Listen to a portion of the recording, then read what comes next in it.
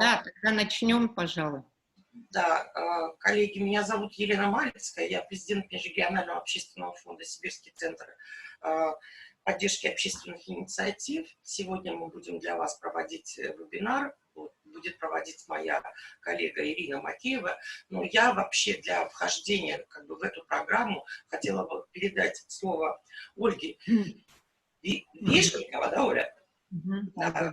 Ольге, которая возглавляет теперь ваш единый ресурсный центр Якутии. Я поздравляю вас, вы зарегистрированы 8 мая, и с удовольствием представляю слово ей. Благодарю, спасибо большое всем участникам, кто сегодня к нам присоединился, но самое главное, я бы хотела нас всех поздравить с тем, что, несмотря на такие интересные условия, в которых мы сейчас оказались, современные реалии, нас в режиме онлайн сейчас связали, и мы будем сегодня говорить, наша основная тема, это, конечно, начало грантов главы Республики Саха-Якутия, которые были объявлены 9 мая, и это, безусловно, очень своевременная, нужная, актуальная поддержка социально ориентированных некоммерческих организаций, направления различные, приказ министра по делам молодежи и социальных коммуникаций и указ главы размещен на новом портале One Click Якутия, вы это можете все найти. Да, уже очень много звонков поступает в наш ресурсный центр. Действительно, нас все раньше идентифицировали как фонд «Семья для ребенка», но официально с 8 мая мы зарегистрированы, но открыты как проект с 3 февраля этого года. И, конечно, пока на портале вы не можете не увидеть образец заявки, я сразу хочу это обозначить, вы не можете зарегистрировать свою заявку, потому что если мы внимательно с вами почитаем указ, да, и приказ, надо с этого начать, и все участники, уважаемые конкурса, и здесь я хочу сказать, сегодня на нашей встрече присутствует, и это было предложение коллег Сибирского центра, да, что не только представители социально ориентированных некоммерческих организаций, потенциальных участников конкурса, но здесь есть потенциальные участники конкурса «Алмаз» Рденбанка. Это бизнес, наш национальный банк, который впервые выделил грантовый конкурс, объявил его, и мы стали грантооператорами. Единый ресурсный центр в конкурсе гранта Филдархана, главы республики. Мы будем администраторами конкурса. И поэтому на этой площадке сегодня активные граждане, представители СОНКО республики, уважаемые эксперты, члены координационной комиссии, люди заинтересованные, те, кто координирует, администрирует, и так или иначе мы сейчас все будем с вами соприкасаться с волшебством, с которым нас сегодня познакомят коллеги, с технологией социального проектирования. А это действительно технология, и она нам и в жизни всем очень, мы встречаемся с ней, используем, но сейчас очень важно, чтобы наши проекты были эффективны, актуальны, да, они были хорошо логически структурированы и, конечно, принесли некий эффект, положительный эффект нашей республики. И поэтому я с удовольствием хочу передать слово, но хочу также по датам сразу, чтобы отмести, да, все вопросы. Во-первых, вы в чате можете задавать вопросы. Во-вторых, будет запись, она будет залита, мы ссылку отправим на YouTube-канал Единого ресурсного центра. Все, кто не успел к нам подключиться, у нас есть арктические районы, где очень медленный интернет, мы все это предусмотрели, и вебинаров будет 2 для социально ориентированных некоммерческих организаций, сегодня и 22 мая.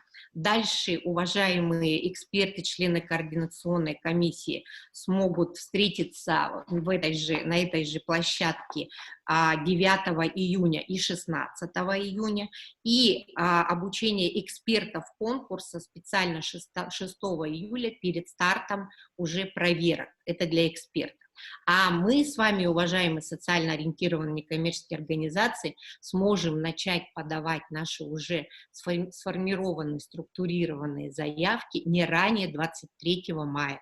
Поэтому сейчас мы можем спокойно обучаться, рассуждать, собирать команду, писать проекты. И я желаю нам всем такого очень доброго плавания в технологию социального проектирования. Спасибо большое. Спасибо большое, Ольга. Я передаю слово ведущему вебинара Ирине Олеговне Макеевой, или просто Ирине Макеевой, которая является менеджером и грант-менеджером Сибирского центра поддержки общественных инициатив. Спасибо большое, Лена Павловна. Добрый день, уважаемые коллеги. Приятно вас всех увидеть и услышать. И очень приятно, что я сегодня буду говорить и о волшебстве, и о плавании. Ольга, такие добрые слова. Хорошо, да, в путь мы отправляемся. Прежде чем я запущу презентацию, да, и мы с вами начнем, я хочу пару слов буквально сказать.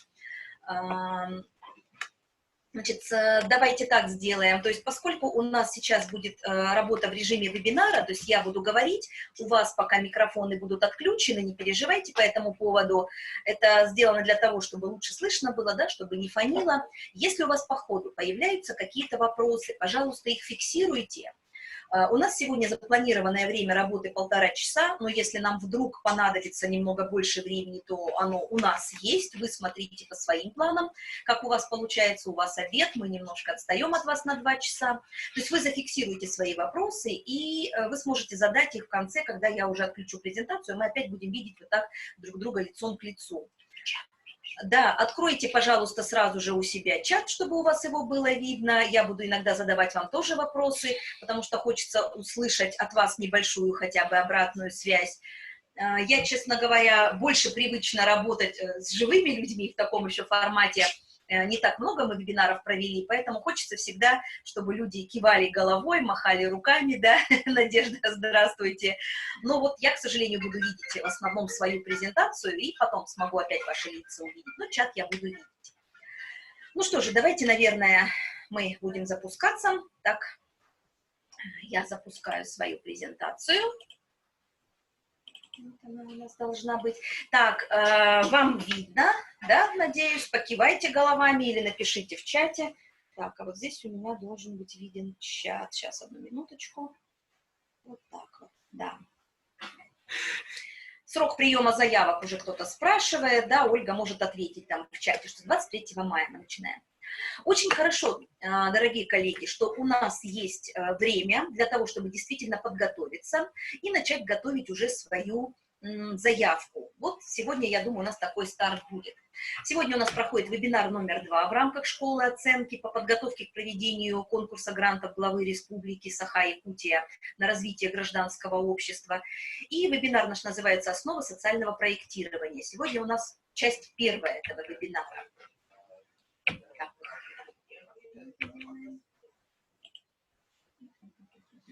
Для начала я хотела бы вам буквально несколько слов сказать о себе. Я работаю с 2006 года в Сибирском центре поддержки общественных инициатив в качестве грант-менеджера и менеджера проектов. До этого я работала в Омске в ресурсном центре для некоммерческих организаций. И начиная с середины 90-х годов я работала в качестве добровольца, потом была сотрудником в молодежной организации Российской ассоциации девочек-скаутов. Поэтому, в общем, прошла путь от добровольца для профессионала. И хочу вам сказать, что про заявки я знаю с разных сторон. Я писала заявки, получала гранты. Я работаю в качестве эксперта в нескольких конкурсах и оцениваю заявки. И работала в качестве грант-менеджера, то есть работала с уже поддержанными проектами. Поэтому я что-то буду говорить такое, что многие люди уже знают про социальное проектирование, и какие-то моменты буду говорить, еще опираясь на свой опыт, как это все работает, как это видно с разных сторон. С 1994 года, еще работая в скаутской организации, я начала проводить обучающие семинары и тренинги по разной тематике. Вот в последнее время основная тематика – это социальное проектирование. Если вдруг у вас возникнут какие-то вопросы, понадобится какая-то помощь от Сибирского центра или от меня лично, вот моя электронная почта видна. Я, кстати, хочу сразу же сказать, что текст этой презентации у вас будет, поэтому вам не обязательно что-то там фотографировать или фиксировать, просто имейте в виду, что все, что вы сегодня увидите здесь на экране, все это будет у вас. Итак, чем мы с вами сегодня будем заниматься? Мы пройдемся по основным понятиям социального проектирования, что и что, какие слова употребляются. Мы поговорим более подробно об анализе проблемы, потому что это начало работы над социальным проектом.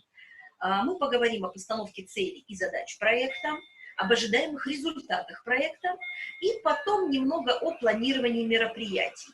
То есть вот это сегодня у нас такая основная содержательная часть. В конце, я думаю, что если у вас будут какие-то вопросы, вы сможете мне их задать, и мы обсудим. Надеюсь, что я отвечу на все ваши вопросы. На следующем вебинаре мы поговорим о ресурсном обеспечении проекта, о том, как формируется команда, как распределяются функции, как готовится бюджет, да, как выстраивается бюджет проекта, ну и немного поговорим об управлении проектом. То есть вот сегодня у нас идея, в следующий раз ресурсное обеспечение, и я думаю, что к подготовке заявки вы подойдете уже достаточно подкованными. Позвольте мне задать вам такой вопрос. Я понимаю, что сегодня у нас здесь представители некоммерческих организаций на семинаре в основном, да, потенциальные заявители. Мне бы хотелось чуть больше узнать о вашем опыте. Пожалуйста, напишите в чате мне, если у вас нет никакого опыта ни написания заявок, да, и получения грантов, просто напишите нолик, отправьте. Если у вас уже есть опыт, и вы писали заявки, но не получали гранты, напишите единичку. А если вы и писали заявки, и получали гранты, отправьте, пожалуйста, двоечку. То есть 0 никакого опыта, 1 писали заявки, 2 писали заявки и получали финансирование из любого конкурса, на любом уровне, хоть на региональном, хоть на федеральном, просто чтобы я понимала, какой у вас опыт. Так, смотрю, вот пока пишут у нас коллеги больше ноликов, хотя есть уже и те, кто писал, и есть те, кто получал. Угу. Так. Все, не все, по циферке еще, пожалуйста, нажмите мне. Вот видите, мы с вами можем общаться.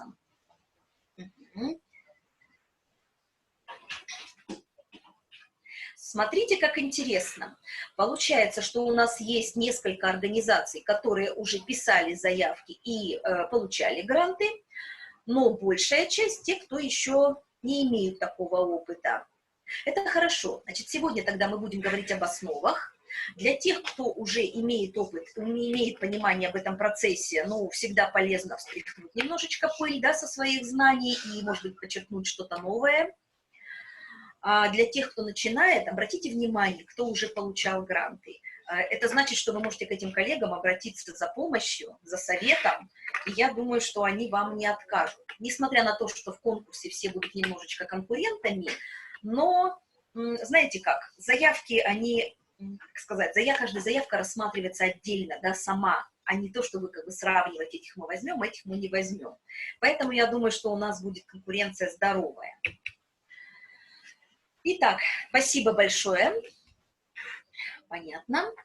Давайте тогда начнем с самого начала. Мы посмотрим на термины, которые употребляются в социальном проектировании. Проект.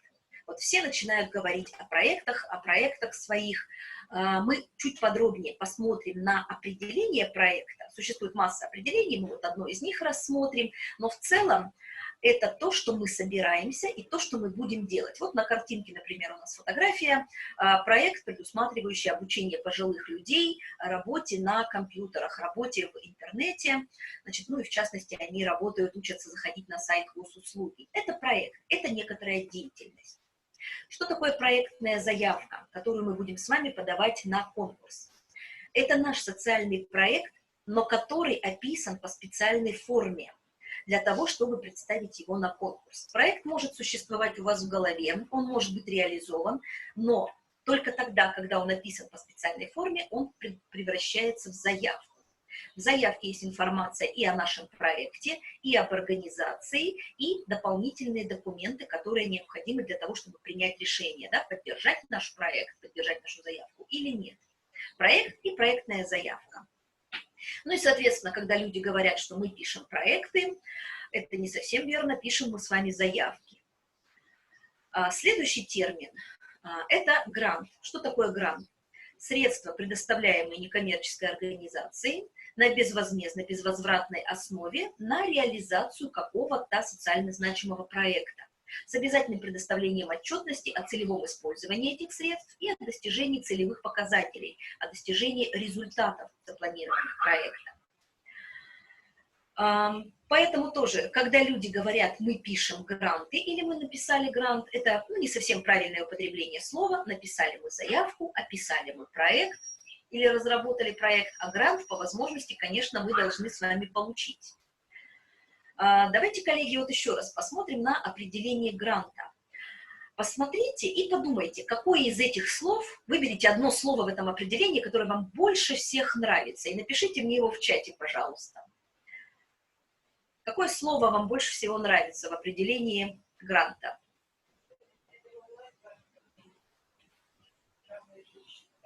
Что-то никто не пишет, мне не вижу. Реализация. Да, практическим людям нравится слово реализация. Может, кому-то другие какие-то нравятся слова? Разговор у нас неформальный, вы можете быть честными. Безвозмездно, да, безвозмездно. Безвозмездно и безвозвратно. Достижение. Достижение целевых показателей Анатолию нравится. Ну, какие еще слова вам нравятся? Безвозмездно, безвозвратно, достижение, реализация. Воплощение. Там есть воплощение. Ну да, реализация, воплощение пусть будет. Честно говоря, конечно, слова на безвозмездной и безвозвратной основе предоставления средств, эти слова нравятся большему количеству людей, как правило, когда я такой вопрос задаю на семинарах. Понятно, что мы люди взрослые, ответственные, и потом мы понимаем, что тут же еще очень важно для нас реализация, да, наших замыслов, реализация нашего проекта. Но необходимо помнить, как нам правильно уже говорят, о том, что очень важные слова в этом определении – это целевое использование. На самом деле грант – это не просто средства, которые нам жертвуют, которые нам дают на реализацию наших каких-то мечт, планов, наших проектов. На самом деле грант в первую очередь это целевое финансирование, и мы должны будем его потратить только на то, на что мы заявлялись, на тот проект, который мы описывали, на те мероприятия, которые мы планировали. Мы должны расходовать его по тем статьям, которые мы описали в заявке, и дальше мы с вами отчитываемся как некоммерческие организации о целевом использовании этих средств. Ну и, естественно, поскольку эти деньги, как правило, идут из бюджета, вот в нашем случае из бюджета, даже если это деньги какого-то благотворительного фонда или бизнеса, не из государственного бюджета, в любом случае отчетность и ответственность получения гранта предполагает. Я говорю об этом в самом начале, больше не буду уже говорить, вроде бы все понятно, но случаи нецелевого использования по-прежнему случаются, и это влечет за собой определенные проблемы как для получателя, так и для грантодателя, и, конечно, этих проблем хотелось бы избежать. Ну, посмотрели проект, проектная заявка и грант. Что же такое, собственно говоря, проект? Есть разные определения проекта, и то, которое я вам предлагаю, оно состоит из разных немножко кусочков, но здесь основные признаки социального проекта я попыталась отразить. Социальный проект – это комплекс взаимосвязанных мероприятий, которые направлены на достижение общественно полезной цели, то есть решение конкретной, существующей в обществе проблемы. Проект реализуется в рамках определенного срока и бюджета. Проект выполняется организацией в рамках ее уставной деятельности и не преследует извлечение прибыли. Это тоже очень важные моменты. Когда мы заявляемся на конкурс, экспертная комиссия смотрит, что написано в нашем уставе, что написано в нашей заявке. И заявка, деятельность должна соответствовать нашему уставу, ну и не преследовать извлечение прибыли. Многие организации в рамках проекта приобретают какое-то оборудование, приобретают новые знания, новые навыки. В принципе, далее, да, в дальнейшем, после окончания проекта, они вполне могут использовать эти знания, эти навыки или оборудование для ведения деятельности, приносящей прибыль. Но это все уже будет у нас за пределами проекта. В рамках проекта мы прибыль не извлекаем. Как правило, все мероприятия бесплатные, которые мы проводим на средства гранта, и они не приносят прибыли, услуги оказываются также бесплатно. То есть вот это вот очень важный такой момент, надо понимать. У любого проекта есть основные ограничения. Во-первых, это территория проекта. Проекты, которые реализуются, будут реализоваться в рамках нового грантового конкурса, должны быть реализованы на территории республики, не выходить за ее пределы. Теоретически в них могут участвовать организации и люди, которые будут приезжать в регион, потому что мероприятия могут быть и межрегиональные, но основная часть мероприятий все равно реализуется на территории республики. Время. Проект ограничен временем. Наши с вами проекты будут длиться не более 12 месяцев, какие-то будут короче, какие-то дольше, но не более 12. Это важное условие, которое определено в порядке проведения конкурса. Команда. К сожалению, в рамках проекта мы не можем сделать больше того, чем позволяют наши человеческие ресурсы. Поэтому мы исходим из того, какая команда у нас есть сейчас. Если мы понимаем, что нам нужно больше людей, мы в проекте закладываем их привлечение или обучение, или найм необходимых специалистов, но команда является серьезным ограничением. И, в общем-то, ресурсы, да, если даже отойти от человеческих ресурсов. Проект реализуется за счет каких-то ресурсов, человеческих, информационных, финансовых ресурсов, и эти ресурсы также ограничены. Мы можем привлекать дополнительные ресурсы при необходимости, но помним о том, что они не безграничны. Вот если, например, здесь у меня есть такая картинка, фоторамочка. У меня на моем столе стоит такая фоторамочка, и в ней написано вот это вот определение проекта. И фоторамка все время это напоминает мне о 4 ограничениях. Да? С одной стороны, у меня территория, с другой я временем ограничена, командой и ресурсами. То есть вот эта вот рамка проектная, она все время напоминает нам о том, что мы находимся именно в проекте. С чего же начинается проект? Вот сейчас мы с вами перед стартом, да, перед нами такая широкая дорога, немного безоблачное небо практически, и кажется, что мы можем сделать все, что угодно. Можно я попрошу вас в чате написать мне одно слово, вот, с чем у вас ассоциируется начало проекта? Откуда рождается ваш проект? Какой толчок?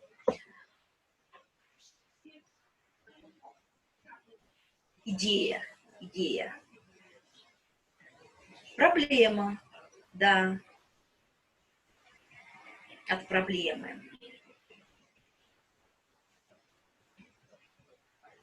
Можно даже поглубже немножко в себя заглянуть и еще что-то написать, да.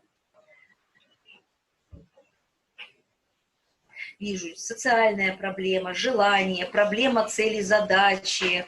Вот Елена Павловна сразу с целями и задачами, видите, начинает проект. Она руководитель, она сразу ставит перед нами какие-то цели, задачи, миссия, желание помочь, недостаток, нехватка чего-то. У нас, наверное, нет же сегодня представителей муниципальных, да, и бюджетных учреждений здесь. Очень интересно, потому что когда на семинарах присутствуют разные люди, на семинарах у меня, например, присутствуют иногда студенты, иногда присутствуют сотрудники различных учреждений, ну и некоммерческие организации, естественно, и все они дают разные ответы на этот вопрос. Давайте посмотрим, вот, например, на одном из последних семинаров, которые мы проводили вместе как раз с некоммерческими организациями, бюджетными учреждениями и студентами, вот 2 группы, да, 2 столбика, они дали такие варианты, с чего у них начинается проект. Да, с идеи, да, с вопроса, запроса целевой аудитории, жизненной ситуации, имеющиеся, не имеющиеся ресурсы, желания просто. Некоторые писали о том, что, или говорили о том, что им дали, например, учебные задания. Или им дали поручение, причем, например, ну, в достаточно жесткой форме, да, руководитель говорит, вот конкурс, в котором могут участвовать бюджетники, нам нужно то-то и то-то и то-то, например, холодильник и электрочайник, как мне люди говорили. Все, специалист, методист отправился и начал писать заявку на грант, пиши, разрабатывай проект. Кто-то говорит о том, что у них есть свободное время, они бездельничают, им просто хотелось бы сделать что-то хорошее, то есть у них есть какие-то свободные ресурсы. Ну, молодежь говорит, хочу реализоваться, хочу реализовать свой потенциал. И независимо от того, что у нас в начале проекта стоит, да, как Анна Ахматова, помните, писала, когда вы знали, из какого ссора растут стихи неведомо стыда, как желтый одуванчик у забора, как лопухи или беда. Вот проект, он тоже может начаться из любой точки, хоть от безделья, хоть от потребностей целевой аудитории. Но что у нас самое важное в проекте? К чему мы должны подойти вот от этой вот точки, от этого первого шага? Мы обязательно должны подойти к проблеме. Потому что социальный проект, как мы уже в определении увидели, он должен решать, самое главное, какую-то реальную социальную проблему. Даже если это не проект боль, не проект беда, да, например, ну, когда там, не знаю, люди болеют, надо им помочь, или они уже прошли через какую-то болезненную ситуацию, надо их реабилитировать, или форс-мажор, природные какие-то условия, катаклизмы произошли, и нужно восстанавливать жизнь заново. Проект беда, понятно, да, что нужно с этим работать, с болью, с бедой. Бывают ведь еще и проекты, которые начинаются с «хочу», с реализации внутреннего потенциала человека. И такие проекты я называю проект «мечта». Их труднее описывать, потому что, ну, например, без стихов Пушкина вполне можно прожить, да, и кажется, что когда люди болеют, им надо помочь, или нужно преодолеть последствия стихийного какого-то бедствия, то важнее этим заниматься, чем, например, писать или читать стихи. Но, тем не менее, проектов, которые являются проектом мечтой, их очень много. Очень часто это проекты, направленные на работу с детьми, на работу с молодежью. Они тоже имеют право на существование, и если мы хотим развиваться, их тоже поддерживают.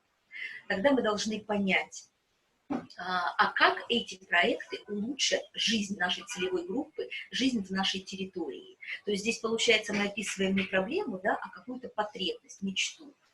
То есть вот это вот анализ вот этой стартовой проблемы, стартовой ситуации, это всегда начало проекта. И мы с вами сегодня довольно много времени на это потратим. Сейчас как раз у нас до старта конкурса есть время на то, чтобы изучить актуальность проблемы. Вот список вопросов, примерных вопросов, на которые можно ответить. Кому станет лучше, если проект будет реализован? Что изменится в жизни этих людей после того, как проект завершится? Может быть, не людей, да? Может быть, даже животных, может быть, территории, на которой многие процессы происходят. Но, тем не менее, что изменится к лучшему после того, как проект завершится? Мы должны подумать о том, что случится, если проблема не будет решена. Возможно, все останется точно так же. Возможно, ситуация будет ухудшаться. И мы понимаем, что наша помощь, если она будет ухудшаться, ситуация, что наша помощь обязательно, да, и актуальна, востребована, и срочно нам надо действовать. Мы должны ответить для себя на вопрос, почему решение этой проблемы имеет общественную значимость. Почему это важно не только для меня, не только для моей организации, не только для узкой какой-то целевой группы, но и для более широких кругов общественности. Фонд президентских грантов в своем курсе, онлайн-курсе по социальному проектированию, я вам о нем немножечко позже скажу, они прямо предлагают целое упражнение, целый алгоритм, как можно изучить социальную проблему. Вот они, 8 вот этих шагов перечислены здесь. Я не буду их сейчас читать, вы посмотрите, потом можете пересмотреть, потому что здесь, в общем-то, говорится примерно о том же самом. Я хочу обратить ваше внимание на то, каким образом вы можете изучать социальную проблему. Совершенно не обязательно руководителю общественной организации, даже немножко вредно, действовать как Шерлок Холмс, не знаю, играть на скрипке, курить трубку, смотреть на ночной Лондон и размышлять, да, как же мне эту проблему решить, и кому станет лучше, и кому станет хуже. Этот процесс постоянно у вас, как у руководителей, в голове происходит. И понятно, что остановить мы его не можем. Но очень важно привлечь к изучению социальной проблемы тех людей, с которыми вы работаете. Ваших сотрудников, ваших добровольцев, членов, представителей целевой группы, с которыми вы работаете, потому что их вклад может оказаться очень ценным. И потом вам же с ними работать, да, то есть не теоретизировать важно обсуждать с людьми. Кроме того, очень хорошо, если вы выйдете, что называется, в поле, или вы и так в поле часто бываете, да, вспомните, как оно там бывает, как ваша целевая аудитория живет, как она работает, с какими трудностями она сталкивается. Вот третью картинку я для этого включила в свою презентацию. Вот 3 источника. Ваш собственный опыт, ваша экспертиза, ваши знания, опыт, знания и мнения вашей команды и жизненный опыт, знания, предложения вашей целевой аудитории. Вот это вот 3 необходимых составляющих для изучения социальной проблемы. Я очень рекомендую вам попробовать познакомиться и использовать такой инструмент, как дерево проблем, дерево решений. Если вы уже использовали когда-то дерево проблем, дерево решений, поставьте, пожалуйста, плюсик в чате, я посмотрю, может быть, много людей знает об этом, я тогда не буду очень долго об этом разговаривать.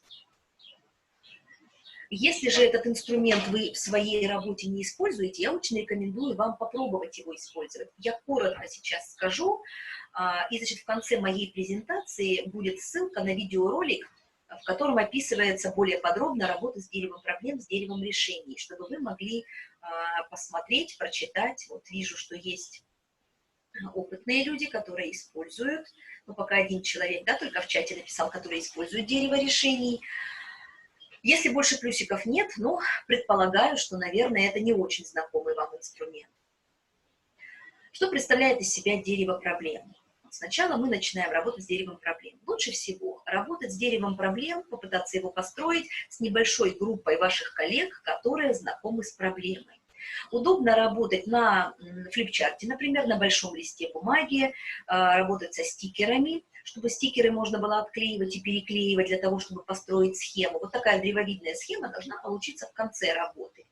Можно все это делать уже на компьютере, существуют программы специальные, которые позволяют это делать. Ну, тут уже кому как удобнее. Кто со стикерами любит работать, кто с компьютером, кто просто пишет на листе, сразу все подробно расписывает. Итак, для начала нам нужно попытаться определить, что же является ключевой проблемой. Что за проблемная ситуация нас сподвигла на разработку проекта. Иногда в процессе работы мы можем понять, что нам нужно переформулировать ключевую проблему, или это вовсе не проблема, а это следствие или причина какой-то другой проблемы. Ничего страшного в этом нет. Тогда мы просто берем и переписываем этот стикер в серединке, или переставляем его на какое-то нужное место. Ну, допустим, мы определили, что ключевая проблема, которую нам хотелось бы решить, это то, что, к примеру, недалеко от нашего поселка протекает река или какой-то другой водоем у нас, есть озеро, и берег очень сильно загрязнен. Тут и куча мусора, тут, значит, и что-то сверху течет с какого-нибудь предприятия, тут, значит, и скот тоже ходит. В общем, разные источники и большая проблема. Берег загрязнен, и мы не можем фактически не подойти без опасности для своего здоровья и жизни, и не можем пользоваться. Вот она ключевая проблема, к примеру. Переходим к изучению причин. Посмотрите, вот у меня есть стрелочка, вниз желтая, причины. Мы должны попытаться определить ключевые причины возникновения этой проблемы и выстроить их в логическом порядке. Вот чем ниже мы вниз идем, да, получается, тем глубже мы в эту проблему закапываемся. Ну, например, причинами загрязнения берега может быть то, что у предприятия, которое находится выше по реке, допустим, там или нет, или плохо работают очистные системы, да, и какие-то там отходы сбрасываются и плывут вниз по реке. Следующая проблема может быть в том, что жители поселка и приезжающие, и местные жители просто приходят на берег, мусорят, бросают, значит, все это, что у них там остается от пикников, и все валяется, тут гниет. Третья причина в том, что тут рядом, значит, неограниченный какой-то, неогороженный у нас водопой, и частный или, не знаю, там, организованный какой-то скот ходит и пьет тут воду, значит, и тут же все дела делает. То есть мы выделяем причины этой проблемы и разбираемся с их подпричинами уже дальше. Почему все у нас плывет сверху, да, с предприятия по реке? Ну, потому что у них очистных нету, потому что денег нету, потому что их никто не проверяет и так далее, и так далее. То есть я сейчас, конечно, фантазирую, теоретизирую. Понятно, что в каждом конкретном случае все будет гораздо серьезнее и конкретнее. Почему жители мусорят и приезжие на берегу? Да потому что всегда так делали, никто не задумывается об этом, потому что урн нету, потому что единственная урна, которая там стоит, или контейнер, он забит уже давным-давно, и его никто никогда не вывозил в течение последних лет, потому что никто не наблюдает, никто не штрафует, нету никаких санкций, нет никакого контроля, потому что просто не задумываются. Итак, вот если мы рассмотрим эту схему как дерево, то у нас ствол – ключевая проблема, а вглубь уходят корни, причины и подпричины проблемы. Тут очень важно выстроить четкие взаимосвязи, что происходит, из-за чего. Следующий этап работы с деревом проблем – это определение последствий. И последствия у нас такие зелененькие, растут вверх. Это как крона, листья. Какие последствия у проблемы загрязненного берега могут быть? Ну, например, плохой запах. Да? Плохой запах распространяется, накрывает весь наш населенный пункт. Если кто-то подожжет, то там еще и дым, например, горит. Да? Дальше, большой травматизм. Люди не могут выйти на пляж без того, чтобы ногу себе не порезать, не повредить. Вот там, значит, можно даже медицинскую статистику посмотреть, сколько у нас детей и взрослых повредило, какие-то получила травмы в прошлом году. Еще одно последствие может быть из-за того, что вода такая грязная и берег такой грязный, там рыбы, значит, начинают уходить и умирать, соответственно, рыбалка опасной становится или невозможной. Для лагеря летнего детского на берегу это тоже может быть проблемой, да, ну и вообще, в принципе, купаться нельзя. Вот в прошлом году была вспышка какого-то инфекционного заболевания, и даже можно посмотреть, сколько там человек пострадало. То есть мы смотрим последствия проблемы и вот эту вот крону выстраиваем, что произошло, из-за чего. Это все занимает достаточно большое время для работы, где-то, наверное, не менее 40 минут часа, а может быть даже и больше. Тут самое главное – вовремя себя ограничить и не уходить слишком далеко. Если есть силы, можно уйти и далеко, но если проект, мы помним, что он ограничен у нас 12 месяцами, какой-то определенной суммой денег, мы понимаем, что спасти весь мир, спасти всю экологию республики мы не сможем в рамках этого проекта. Остаемся вот здесь, на этом берегу. Мы выстроили с вами дерево проблем. Что мы делаем дальше? Мы превращаем дерево проблем в дерево решений. И это можно делать как здесь же на этом листе со стикерами, так и на отдельном листе, может быть, со стикерами другого цвета, или в компьютере в отдельной какой-то диаграммке. Из ключевой проблемы, которая сформулирована как негативная ситуация, берег постоянно грязный. Мы делаем позитивную формулировку, которая поможет нам определить цель проекта. Если у нас берег всегда грязный, то как может звучать позитивная формулировка, цель нашего проекта? Если кто-то напишет в чате, буду благодарна. Если не напишите, придется сказать самой тогда. Как бы вы переформулировали «берег всегда грязный» в позитив, чтобы получилась цель проекта? Очень просто пока, давайте попробуем. Очистим берег. Берег всегда грязный, значит, другая противоположная ситуация должна быть «берег всегда чистый». Сардана, спасибо вам большое. Да. То есть вот смотрите, конечно, когда мы будем с вами заполнять заявку, мы выгладим, вычистим, сделаем более красивыми, гладкими, может быть, даже какими-то официальными или наукообразными наши формулировки. Но сейчас нам надо понимать, что мы должны делать. Вот смотрите, почему очистим берег? Это, как сказать, не самая лучшая формулировка для цели.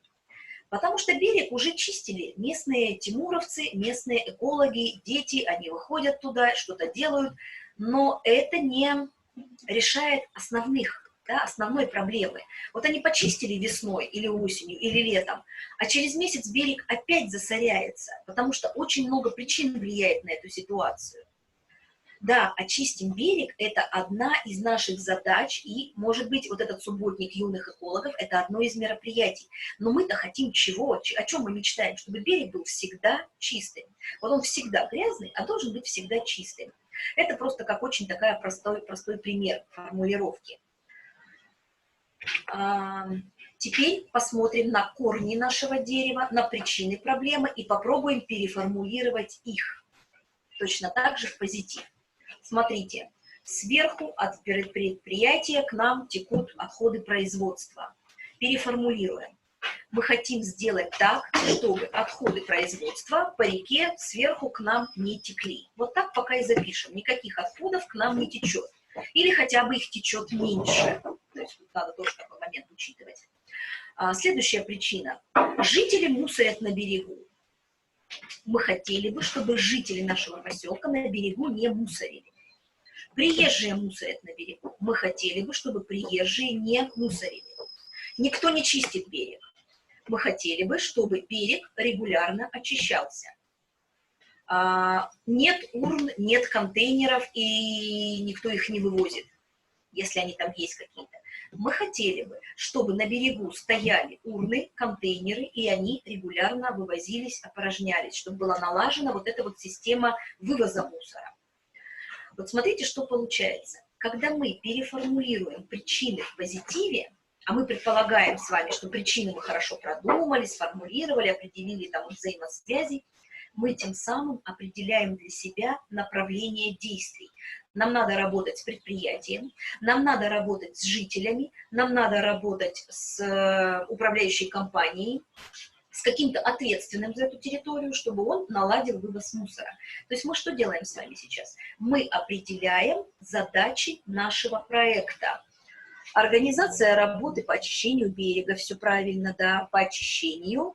И там много, может быть, разных потом других. Экологическое воспитание населения, каких-то конкретных его групп. Воспитать культуру поведения, да. Вот видите, вы вот как бы правильно мыслите в этом направлении. Теперь смотрите дальше. У нас же ведь осталось еще и крона, последствия. Что мы делаем? Мы тоже пытаемся эти последствия переформулировать в позитив. Берег настолько грязный, что у нас постоянно, значит, там запахом и дымом портится атмосфера, и это снижает качество жизни жителей. Хочется, чтобы, ну, плохо от реки не пахло, да, не скажу, что пахло от реки прекрасно, хочется, чтобы не было плохих запахов и не было дыма. Дальше, берег настолько грязный, что у нас травматизм рос. Хочется, чтобы травматизм на берегу снижался и постепенно, да, до нуля, не знаю, снижался из-за мусора как минимум. Что там у нас еще было? Была вспышка инфекционного заболевания, значит, люди болели. Снизить, да, или там избавиться совсем от инфекционных заболеваний из-за того, что берег грязный. Рыба у нас там вся погибла, ушла, или там, не знаю, уже чудовища, как в Москве реке водятся, какие-то мутанты.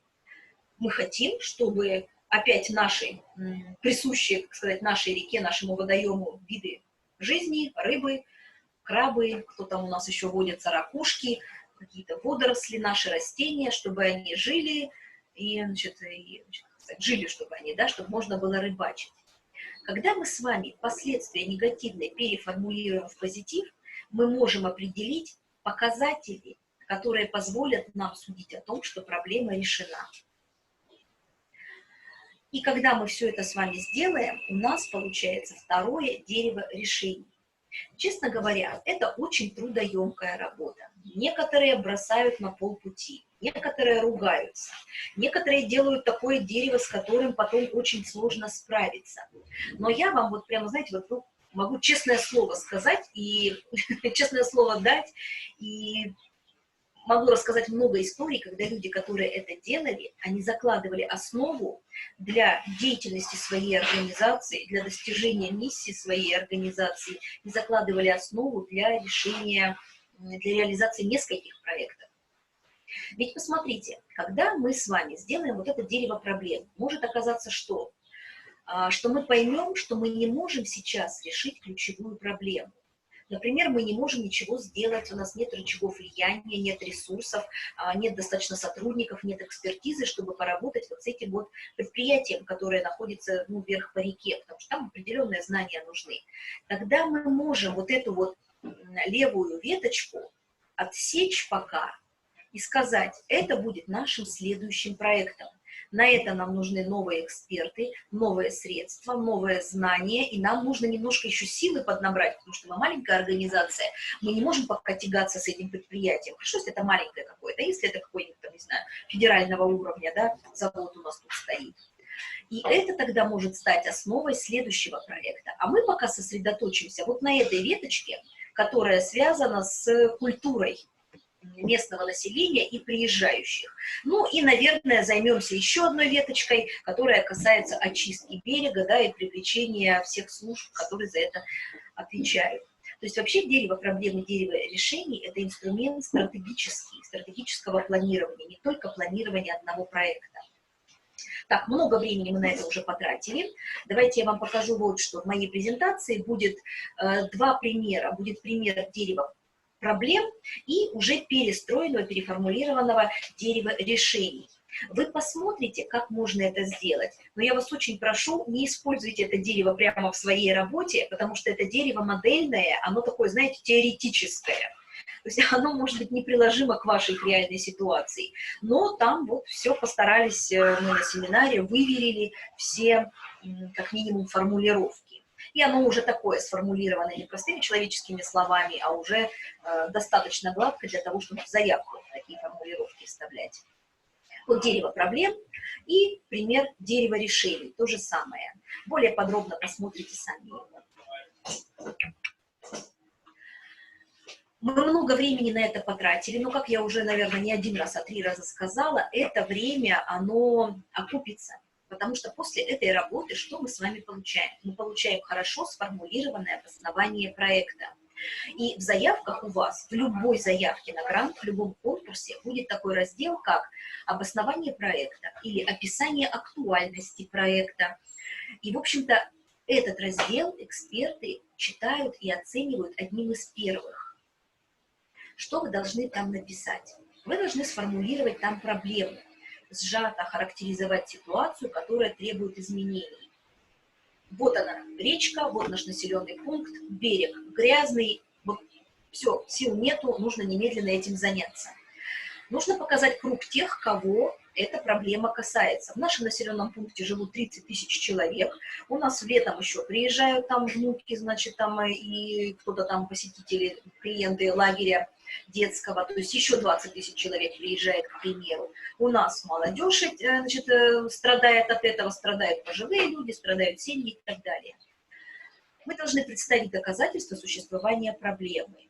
Вот они фотографии нашего берега, вот они жалобы, вот статьи в газете, вот ответы, да, вот эксперты, вот еще что-то, вот медицинская статистика о том, сколько людей заболело у нас в прошлом году, значит, какой-то инфекцией, и вот сколько у нас травм было. Доказательства, количественная информация.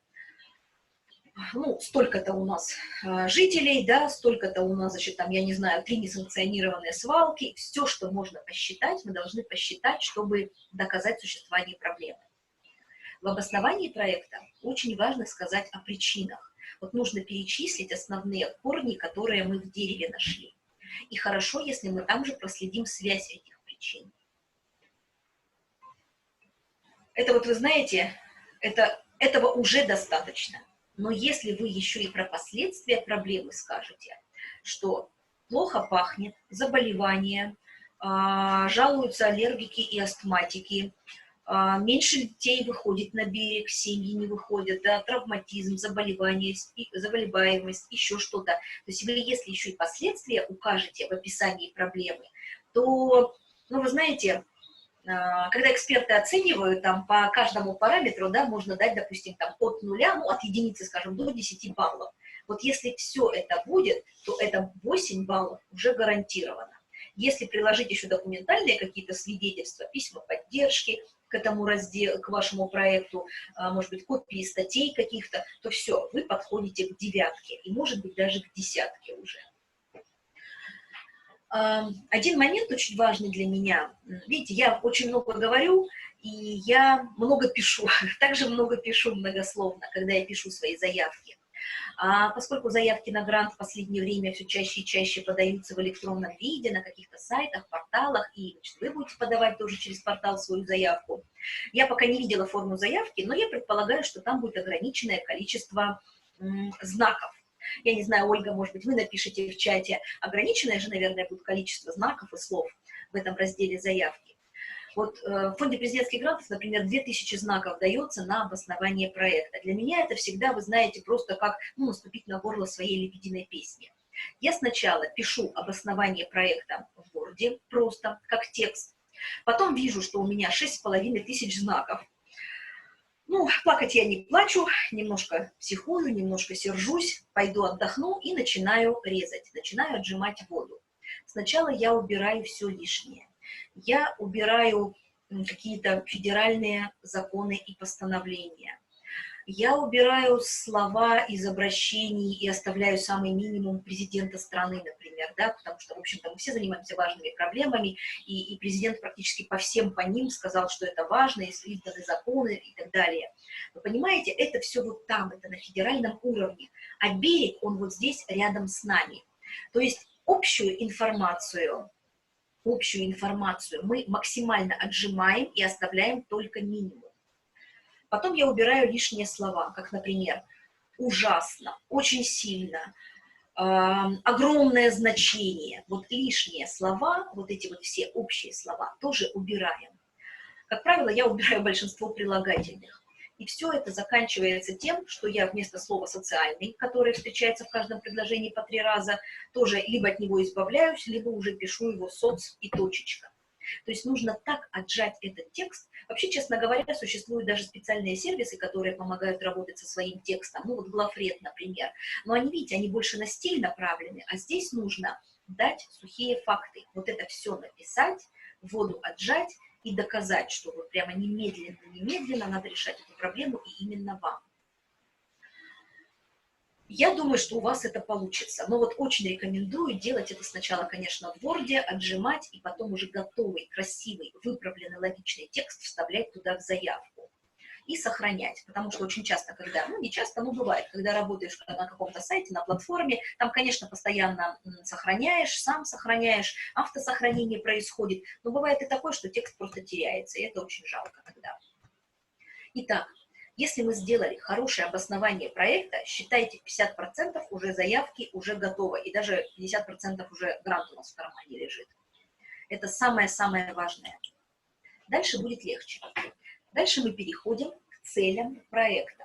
Вот, кстати, еще важный момент. Когда мы заполняем заявку на гранты, я думаю, может быть, у вас на портале также будет, сначала идет краткое описание проекта. Не заполняйте его первым, не надо. Переходите сначала к обоснованию проекта, а до краткого описания потом дойдем. После изучения проблемы мы переходим к постановке целей и задач проекта.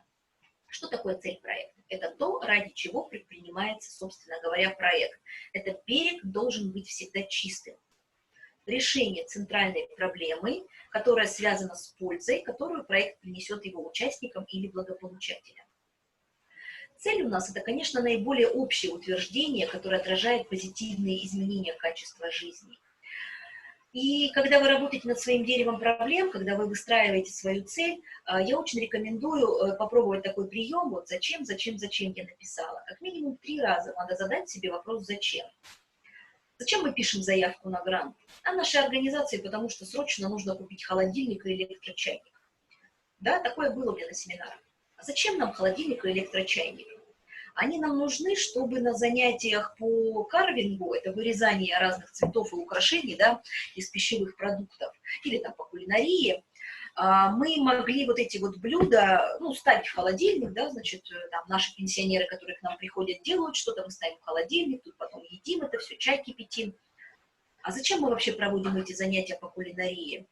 Ну, мы работаем с одинокими пожилыми людьми, и им скучно, им грустно. А зачем мы с ними работаем? Мы хотим, чтобы у одиноких пожилых людей повысилось качество жизни, чтобы они учились чему-то новому, чтобы они чувствовали себя необходимыми. Вот понимаете, 3 раза мы задали себе вопрос «зачем?», и мы выходим на цель проекта. Цель нашего проекта – это улучшение качества жизни пожилых, одиноких людей, а все остальное, оно уходит на уровень ниже. После формулировки цели проекта мы можем посмотреть на корни нашей проблемы, переформулированные уже в дереве конкретных шагов, достижений, изменений, которые необходимы, чтобы решить проблему. Если проект не очень большой, а покивайте, пожалуйста, мне, коллеги, вы слышите меня? Что-то пишут, что у меня интернет неустойчивый. Никто не кивает. меня? Да, слышно, да. О, спасибо, извините, пожалуйста, что отвлекаюсь, но раз компьютер предупреждает, значит, надо. Итак, задачи проекта. Задача проекта – это конкретные изменения, которые помогут нам достичь проблемы. И это не процесс, это скорее результат. Наши задачи в случае с берегом – наладить процесс регулярной очистки берега, сделать так, чтобы меньше к нам текло с предприятия, сделать так, чтобы наши жители не мусорили, то есть их нужно, не знаю, проинформировать, просветить, детей воспитать, взрослых, ну, взрослых трудно перевоспитать, поэтому их надо хотя бы предупредить об ответственности. То есть вот это задачи нашего проекта. Они, как правило, формулируются в терминах результата. Подготовить, разработать, уменьшить, увеличить, организовать, обучить. Да, может быть, обучить. И это не проведение конкретных мероприятий, не строительство и не ремонт. Вот если вы сейчас, коллеги, делаете для себя какие-то пометки, я вас очень прошу, прямо, не знаю, красной ручкой, большим шрифтом, жирно обведите или подчеркните. На уровне задач не должно быть мероприятий. Это, знаете, прямо как красная тряпка для быка. Когда я вижу проведение фестиваля или проведение ремонта или семинары на уровне задач, я злюсь. Вот, как эксперт я злюсь. Я, конечно, потом понимаю, что я как эксперт должна оценивать все очень объективно и смотрю эту всю заявку в комплексе, но это самая часто встречающаяся ошибка. На уровне задач у нас не мероприятия. Мероприятия у нас все живут в календарном плане. Итак, мы определили цель проекта, мы определили задачи проекта. Если проект у нас не очень большой, он длится до 12 месяцев, количество средств, посмотрите там по направлениям, сколько вы можете запрашивать, или вы сами знаете, сколько вы запрашиваете. Обычно цель у такого проекта будет одна, может быть две. На каждую цель рекомендуют формулировать от 3 до 5 задач. Это рекомендация, это не жесткое правило, все зависит от того, как вы структурируете свои мысли. Я гуманитарий, я много говорю, я много пишу, поэтому я потом себя ужимаю. Есть люди, которые обладают аналитическим складом ума, и они очень четко понимают 1, 2, 3, да, подпункты 1.1, 1.2 и так далее. Завидую всегда этим людям, потому что они все очень хорошо структурируют, но они могут выделить, например, 3 цели у проекта, и больше задач. Вот самое главное, чтобы была логика, что соответствует чему, какие задачи соответствуют какой цели. Тогда и вы можете объяснить это экспертам, это будет работать. Но вообще, честно говоря, если у вас на 12 месяцев 5 целей, то я бы подумала, скорее всего, как минимум 2 или 3 из них, это, скорее всего, задачи. Поймите, вот на уровне целей должно стоять что-то самое главное. А потом на уровне задач уже, если у вас за 7 уже задач выходит, вот 100% там затесались какие-то мероприятия или что-то с чем-то можно объединить. Это просто вот для вас, да? Примерно одна цель, на каждую цель от 3 до 5 задач. Пойдемте дальше, наверное, да? Давайте разберемся с таким моментом. Целевые группы проекта, или участники проекта, или благополучатели проекта. По-разному формулируются в заявках, в указе о грантах главы республики вашим используется выражение «целевые группы». Я думаю, что, наверное, целевые группы проекта также будет написано и в форме заявки. Итак, мы должны понимать, кто будет участвовать в нашем проекте. Иногда на семинарах, когда уже люди немножечко устали от моей болтовни, вот прям честное слово, это прямо случай с моего семинара, и я говорю, кто будет участвовать в вашем проекте, кто получит пользу от вашего проекта. С заднего ряда мне как-то кричали даже: Ирина Олеговна, пойдемте уже дальше. Вот какой смысл это обсуждать? Все жители города Новосибирска получат пользу от моего проекта. И мы стали разбираться с этим проектом. Проект был связан с минимализацией пробок на дорогах. Я говорю, вы знаете, я знаю как минимум одного человека и как минимум одну семью из 4 человек, которые не получат пользу от вашего проекта. Это моя семья. Потому что личного транспорта у меня нет, общественным транспортом я пользуюсь метро. В метро пробок не бывает. Один ребенок у меня через дорогу, я на саночках вожу в детский садик, второй ходит пешком в школу, которая в 5 минутах ходьбы. Вот меня пробки не очень волнуют. на дорогах. Ну, конечно, мне сказали, что если я поеду куда-нибудь на такси, пробки меня, значит, самое, конечно, если скорая помощь меня это коснется. Но вот в моей жизни 95 вообще процентов моей жизни не касается никак, не связано с пробками на дорогах. Ну, это я немного утрирую, но к чему это? К тому, что я всегда убеждаю участников своих семинаров. Нужно понимать, кто конкретно получит пользу от нашей работы. Пробки, значит, в первую очередь от пробок страдают водители, которые каждый день или регулярно, там не менее 3 дней в неделю пользуются своим транспортом. Те, кто добирается общественным транспортом, и, например, пешеходы, да, то есть они тоже страдают от пробок, выбросы и вот это вот все. То есть нужно четко понимать, как в той рекламе, сколько вешать в граммах. Поэтому для себя опишите, какие люди или какие группы людей будут получать пользу от вашего проекта. Если вы можете посчитать, сколько их возраст, их пол, их другие характеристики, это очень хорошо, потому что вы будете понимать, где вы найдете этих людей, будете знать, какие у них потребности, как с ними поговорить, чтобы выявить их потребности, как пригласить их на ваши мероприятия, как поблагодарить их, как потом спросить, понравился ли им ваш проект и получили ли они пользу.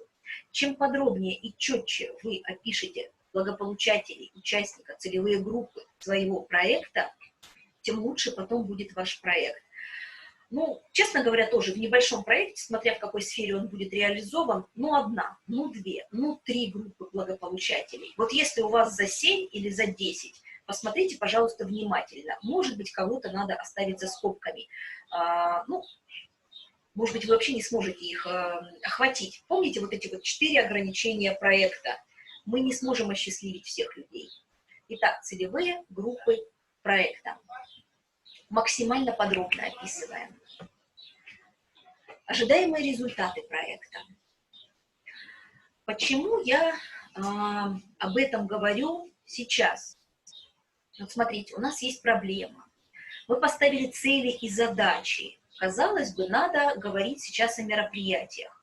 Но о мероприятиях я предлагаю поговорить немножечко позже. И объясню потом, почему. Сейчас давайте подумаем об ожидаемых результатах проекта. Какие конкретные позитивные изменения в жизни людей или в обществе произойдут в результате наших действий? Что вообще случится? Вот посмотрите, картинка у меня. Я думаю, что вы такие картинки все в интернете видели. Слышали, наверное, да, про способ уборки, который предложила японка Мария Кондо. Ну, мне кажется, уже все просто про него слышали, даже не хочется про него больше слышать. Ну, вот картинка из этой серии.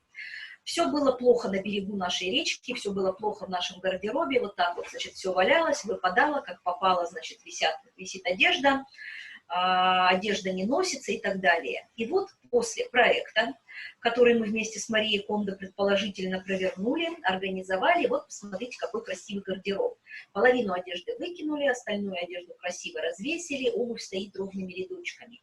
Вы должны очень четко понимать на старте реализации проекта вашего, ну или как минимум после работы над деревом проблемы решений, что произойдет вот из того хаоса, который вы видели, как будет все через 12 месяцев. То есть вот такая картинка должна быть. И очень хорошо эту картинку описать более конкретно. А каковы количественные и качественные характеристики этих результатов? И как мы измерим эффект? Вот если, опять же, коллеги, если вы делаете какие-то пометки, я попрошу вас поставить себе, не знаю, где-то на полях большой восклицательный знак и обвести, как мы измерим эффект проекта. Небольшой секрет. В последнее время в большинстве грантовых конкурсов, когда вы заполняете заявку, вас не просят написать, нет раздела «Оценка результатов проекта». И для нас, как для грантополучателей, для грантозаявителей, это, конечно, хорошо, потому что нам не приходится об этом задумываться и писать. Но на самом деле, как для реализаторов проекта, как для исполнителей проекта, авторов проекта, это плохо, потому что нужно обязательно задумываться о том, как мы измерим эффект. Потому что мы должны видеть вот это вот, как было все до и как стало после. Поэтому фотографируем наш замусоренный берег. Фиксируем все данные о заболеваемости, о травматизме, еще о чем-то. Проблема должна быть зафиксирована. И потом мы понимаем, что через 12 месяцев вместо 5 мусорных куч у нас должно быть, ну, только 2, например, да? Или они должны уменьшиться в объемах. Травматизм должен хоть немного, но снизиться, или хотя бы не расти, потому что через 12 месяцев мы должны реалистично, да, подойти к этому вопросу, сможем мы это сделать или нет. Мы должны записать, зафиксировать, кого, как мы привлекли, чему мы их научили и что мы сделали вообще в принципе. То есть вот этот момент, как мы измерим эффект, очень-очень важный для нас.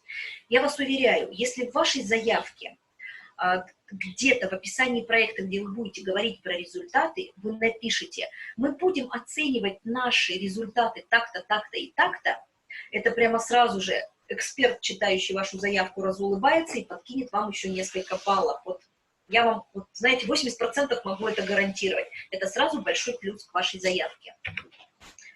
По времени. Есть еще время, нормально. Ну и давайте посмотрим. Количественные результаты. У каждого проекта могут быть количественные результаты и качественные. И, наверное, в форме заявки они так у вас и будут отдельно перечислены. Количественные результаты – это все, что мы можем зафиксировать и посчитать. Это какие-то действия, объем работ или услуг, проведенных в качестве проекта. Вы можете посчитать количество своих мероприятий, количество участников мероприятий. Если вы оказываете услуги, вы можете услуги посчитать. Вы можете получателей услуг посчитать. Если у вас в проекте работают добровольцы, вы можете посчитать количество добровольцев. Если вы что-то такое производите, продукты проекта, да, в кавычках я взяла какой-то отчужденный результат проекта, вы можете посчитать свои продукты, сколько изделий изготовили, я не знаю, там, материалов, костюмов пошили, изданий подготовили, театральные постановки тоже подготовили и показали. Тираж изданных печатных материалов. Разработали 3 информационных буклета, издали их количеством 1 миллион штук, распылили с вертолета, и теперь наш берег стал чище после этого. Если вы привлекаете дополнительные средства к реализации своего проекта, пожертвования от бизнеса или какие-то дополнительные гранты, от частных лиц привлекаете пожертвования, зафиксируйте эту сумму, это тоже количественный результат вашего проекта. Вот я здесь перечислила сколько? 1, 2, 3, 4, 5, 6, 7, 8 различных вариантов результатов. Могут быть еще и другие. Я единственное, что могу вам посоветовать, поскольку ваш проект ограниченный, все-таки выберите для себя самые главные, самые важные для вас количественные результаты, чтобы вы не тратили больше времени на подсчет и фиксацию своих результатов, на мониторинг, да, этого процесса, чем вы тратите реально на реализацию этого проекта. Может быть, у вас будут 3 количественных результата в ходе проекта получены, но они будут показывать достижение вашей цели, да, как вы к ней продвигаетесь, как вы ее достигаете. И еще один совет. Посмотрите, да, посмотрим все вместе, какая будет у вас форма заявки на портале, очень интересно. Вот, например, в конкурсе на фонда президентских грантов, когда мы заполняем графу количественные результаты, там выпадает такая, как сказать, списочек уже вариантов готовых, какие могут быть количественные результаты. Мне, например, ни один из этих результатов не подходит, и, честно говоря, они такие, знаете, настолько общо сформулированные, что очень трудно понять. Например, количество человек, получивших социальные услуги, или количество человек, получивших услуги в культурной сфере. И если есть возможность, я всегда рекомендую организациям, заявителям написать свою формулировку результата. Пусть это будет количество участников семинаров по социальному проектированию, например. Это понятно, это про мою деятельность, а не количество людей, получивших образовательные услуги. Потому что это непонятно про что. Это будет понятно вам, это будет понятно экспертам, это будет понятно широкой публике, о которой вы будете потом рассказывать про свой проект. То есть, ну, вот такие, чем более общо сформулированные результаты, тем они, конечно, непонятнее, тем они дальше от вашего проекта. Ну, это мой совет. Можете воспользоваться, можете нет. Понятно с количественными результатами? Давайте плюсики, наверное, поставим в нашем чате, а то что-то наш чат там замер. Так, понятно. Ну, я и не сомневалась, конечно, что тут непонятно. Пока не пишешь, все понятно. Да, это честно, Елена Павловна тут у меня сидит и смеется, говорит, пока не пишешь заявку, все понятно. Да нет, с количественными результатами это вот с проблемой трудно, а с количественными результатами легко. Давайте посмотрим на качественные результаты. Вот, с качественными результатами всегда трудно. Мне очень трудно. Может быть, вам будет не трудно, не знаю. Качественные результаты Это те социальные изменения или улучшения, которые должны произойти в результате реализации проекта.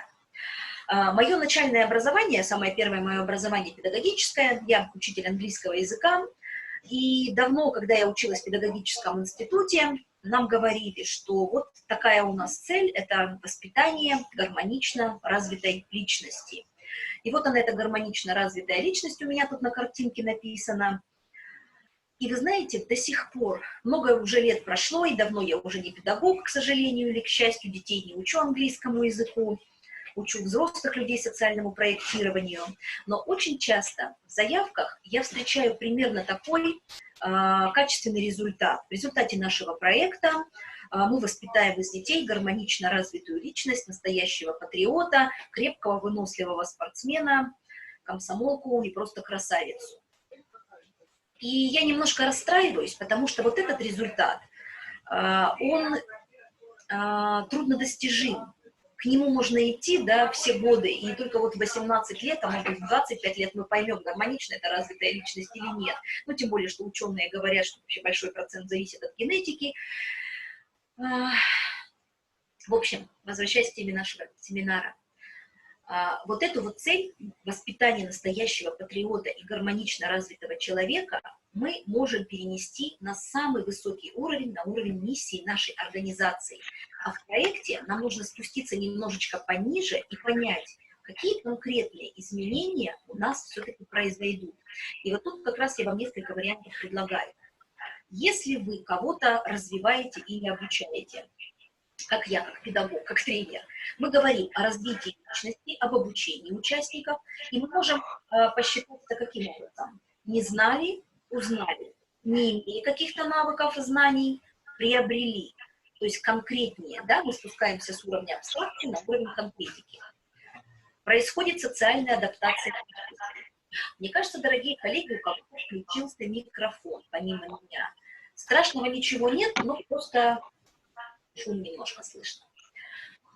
Если мы занимаемся социальной адаптацией личности, снижение риска социальных явлений, повышение уровня активности, это довольно сложно замерить на уровне после 1 года. Надо понять, каким образом мы это будем замерять и высчитывать, в каких показателях, и где мы возьмем эту информацию. Если мы занимаемся изменением среды, повышение уровня качества жизни, повышение уровня, например, привлекательности для молодежи, жизни, допустим, в селе или там, в сельской местности, патриотизм, сохранение традиций и языка. Надо понять, в каких показателях мы будем это измерять, в чем это будет выражаться. Через год, скорее всего, вся молодежь не вернется к нам в село, да, или в район, и не заговорят все на национальном языке. Но, опять же, там, 20 человек научатся бегло читать, или поставят постановку, выучат 3 песни, еще что-то, да, на языке. То есть надо понять, вот наша основная цель, наша миссия – повышение вот этих вот всех явлений, в чем это будет выражено на уровне проекта. Создание новых объектов, продуктов, мероприятий, услуг, инфраструктуры тоже может быть качественным результатом вашего проекта. Например, вы создаете, вот, ну, самое традиционное, да, у нас нет в селе детской площадки, или в нашем дворе нет детской площадки. Мы построим детскую площадку. Вот это вот создание нового объекта, который приводит к повышению качества жизни окружающих семей, это тоже качественный результат. Если много площадок, можем посчитать их количество. Если важен сам факт, что площадка появилась и вокруг нее какая-то деятельность закрутилась, то это качественный результат. Может быть, вы работаете над тем, чтобы изменить качество оказываемых услуг, вы внедряете какие-то новые услуги, а старые усовершенствуете. Сами о том можете не задуматься, это ваш качественный результат. Развитие новых направлений в экономике территории.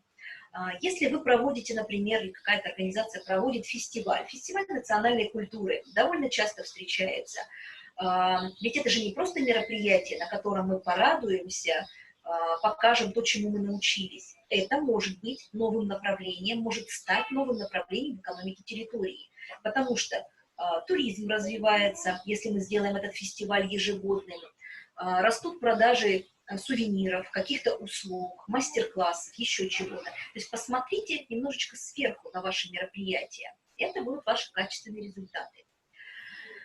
Если вернуться к нашему проекту, связанному с очисткой берега, то мы, конечно, проинформируем всех взрослых, обучим детей,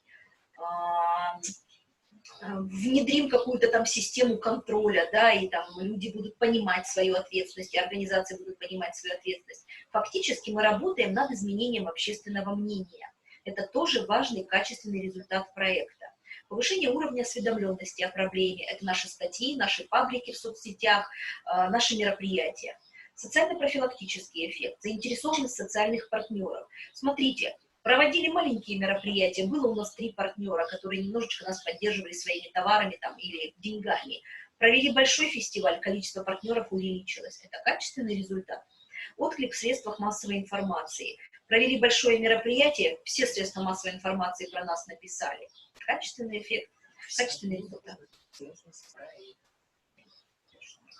Ну и в конце концов, если вы каким-то образом воздействуете на местную нормативно-правовую базу, выпущено новое постановление, новый указ, какие-то инструкции, какие-то нормативные документы, это тоже ваш качественный результат.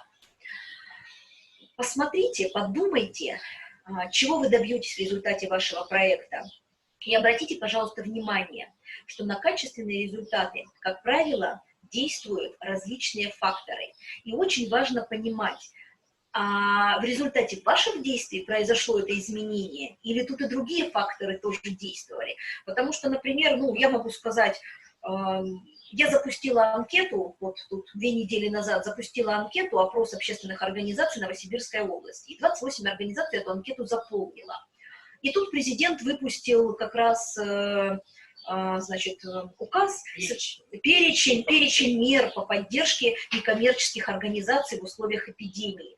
Я очень хорошо могу сказать, посмотрите, вот только я запустила анкету, только 28 организаций на нее ответила, и тут же президент среагировал. Какой у меня прекрасный эффект от моей деятельности. Я прям добилась небывалых результатов. Честно говоря, президент ничего не знал о моем опросе, и на этот факт повлияло огромное количество действий разных некоммерческих организаций на всех уровнях, да, то есть, понимаете, я была только крошечной песчинкой, вот этот мой опрос в этом процессе. Поэтому тут важно понимать, ваши качественные результаты, выбираем те, которые по большей мере связаны с вашим проектом, чтобы не получилось так, что получил я 1 миллион рублей на 12 месяцев, осчастливил всю территорию, всех осчастливил, всех жителей республики, пожилых, молодых, работающих, неработающих, одиноких мам и некоммерческие организации заодно. Но так, к сожалению, не бывает.